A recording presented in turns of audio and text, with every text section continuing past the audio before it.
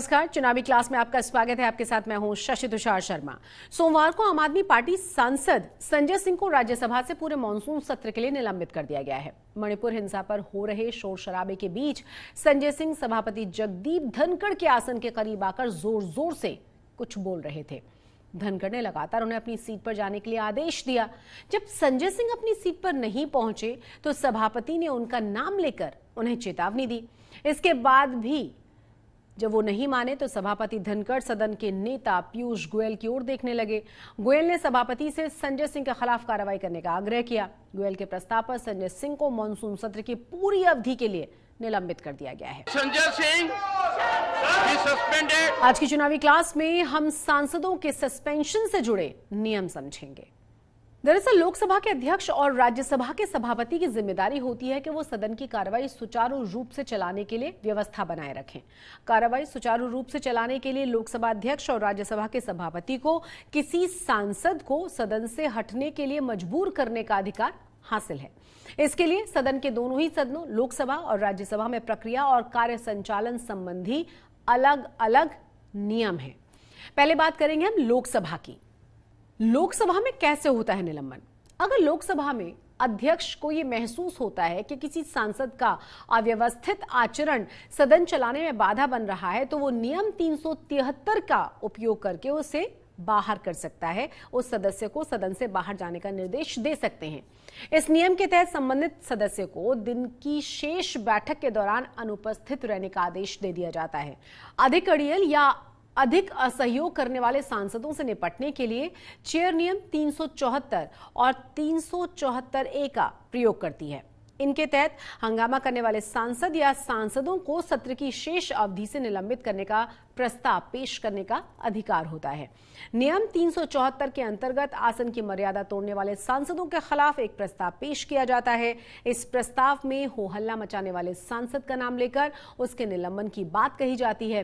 निलंबन की अवधि का जिक्र भी किया जाता है जो सत्र की समाप्ति तक हो सकता है। नियम 374A के तहत अगर कोई सांसद अध्यक्ष के आसन के करीब आकर घोर अव्यवस्था पैदा करता है तो अध्यक्ष उस सांसद को लगातार 5 बैठकों के लिए या बचे हुए सत्र के लिए निलंबित कर सकता है। नियम 374A को दिसंबर 2001 में नियम पुस्तिका में शामिल किया गया था। इस नियम का उद्देश्य निलंबन के लिए प्रस्ताव लाने की जरूरत को टालना था। अब बात संसद के उच्च सदन यानी कि राज्यसभा की। राज्यसभा में कैसे होता है निलंबन? राज्यसभा में सभापति नियम 255 के तहत किसी सांसद को उसके अव्यवस्थित आचरण के लिए सदन से बाहर जाने का आदेश दे सकता है। अगर कोई सांसद लगातार सभापति के निर्देशों की अवहेलना करता है और जानबूझकर सभा के कामकाज में बाधा डालता है तो नियम 256 के तहत प्रस्ताव लाकर बचे हुए सत्र के लिए सभापति उसको निलंबित कर सकता है। लोकसभा और राज्यसभा में निलंबन संबंधी नियमों में मोटा अंतर यह है कि राज्यसभा में सभापति प्रस्ताव लाए बगैर किसी सांसद को निलंबित नहीं कर सकता। निलंबन या सस्पेंशन की अवधि के दौरान निलंबित सांसद सदन में प्रवेश नहीं कर सकते या संसद की समितियों की बैठक में शामिल नहीं हो सकते। साथ ही निलंबित सांसद सदन में कोई चर्चा कराने के पात्र भी नहीं हो सकते। निलंबित सांसद सदन में अपने प्रश्नों का उत्तर पाने का अधिकार भी खो बैठता है। ऐसे में क्या निलंबित सांसद न्यायालय का सहारा ले सकता है? तो इसका जवाब संविधान के अनुच्छेद 122 में है। संविधान का अनुच्छेद 122 कहता है कि संसदीय कार्यवाही पर अदालत के सामने सवाल नहीं उठाए जा सकते हैं। किसी भी तरह के निलंबन को सदन की अनुमति से रद्द भी किया जा सकता है। हालांकि इससे पहले सत्ता पक्ष और विपक्ष में इस पर रजामंदी बनना बहुत जरूरी है।